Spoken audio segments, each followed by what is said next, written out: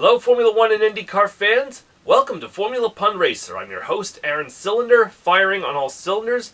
I'm here today to tell you some of the latest news that has just recently been broken.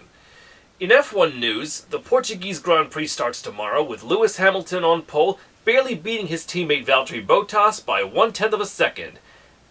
Max Verstappen of Red Bull starts third, and Charles Leclerc of Ferrari will be starting fourth. And Sergio Checo Perez will be starting fifth for the Racing Point team. You gotta admit, Racing Point is pretty foolish to let him go because it's obvious that he's got the potential and the loyalty that he's had for 7 years for the team. Lance Stroll isn't even in the top 10. And even more so, despite the fact that Vettel will be replacing Perez at Racing Point next year when it becomes Aston Martin. As he presently drives for the Ferrari team, he's starting in 11th, so I don't know if this is a great idea for Racing Point to have done this. Boo! Boo! Boo! In other Formula 1 news, at the end of the season, the Haas team will also be letting go of its French driver Romain Grosjean and Danish driver Kevin Magnussen. Yeah, it's pretty unfortunate that for the French crepe Romain Grosjean and the Danish butter cookie Kevin Magnussen, that their time at the team has now become a has-been.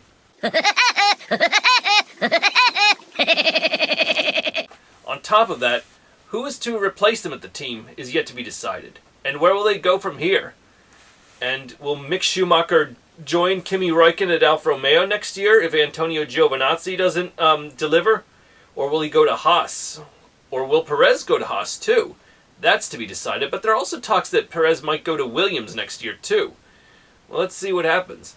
But as for Kevin Magnussen, there have been talks that the Danish butter cookie is considered IndyCar racing in the future, and his dad, Jan Magnussen, started in the professional level IndyCar racing in '96 to replace Emerson Fittipaldi after a career-ending crash that nearly took his life at Michigan. Didn't deliver, but Jan Magnussen had better results in sports car racing with Team Corvette these past few years. Still, I hope you can do it, Kevin, even if the pandemic and the fact that it's all about money and sponsorship always plays a part. But to see you, the Danish butter cookie, come to America would be great. But for the time being, tomorrow's the St. Pete GP, so grab yourself a St. Petersburger and watch as Will Power starts on pole position with Alexander Rossi starting second, Jack Harvey fourth, and Colton Herta starting third. As for the two championship contenders, Joseph Newgarden starts 8th, and Scott Dixon will start 11th. Let's see how this goes down to the wire. Also, in other IndyCar news, Jimmy Johnson's car number at Ganassi next year will be 48, just like in his stock car career, and his sponsor will be Carvana. So, pretty sweet that from buying a car with a sponsor like that, he bought himself the ride of his life.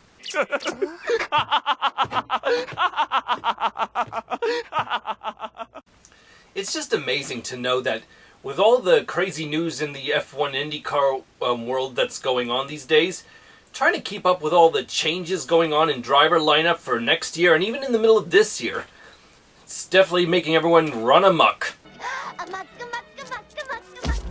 I gotta admit one thing. The lack of ovals next year in Indy cars is just deplorable. And like people say that they're not getting the promotions or whatever to attract attention, well, I don't know why Pocono and the other ovals can't do what Gateway and Indianapolis have done to attract attention. Shame on all of you. And on top of that, it sucks that for any driver who says they're afraid to do ovals because they're so fast, well, isn't that what car racing is all about?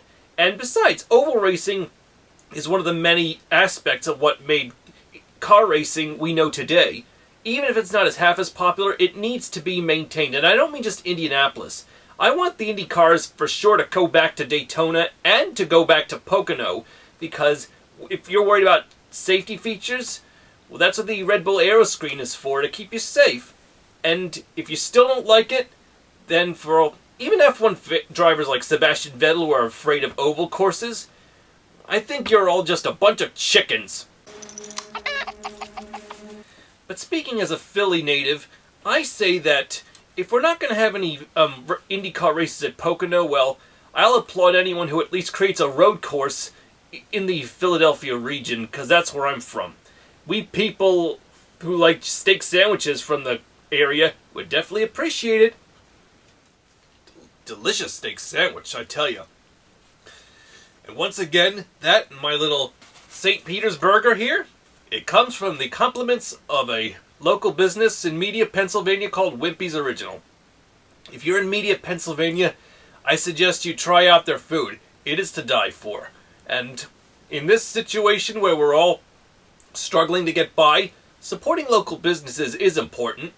And supporting this place to get lunch or dinner called Wimpy's Original in Media, Pennsylvania, I'm sure they can always appreciate your support. So please support this restaurant. Well, more like a takeout restaurant, but it's still great food all the same, and I suggest you try it. In any case, tomorrow at 8 o'clock Eastern Time on ESPN2 is the Portuguese Grand Prix for Formula 1. Lewis Hamilton might just have the deal sealed for his 7th Formula 1 championship.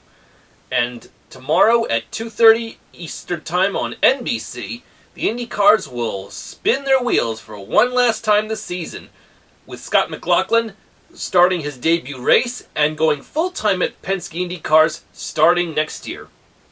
Let's see how it pans out.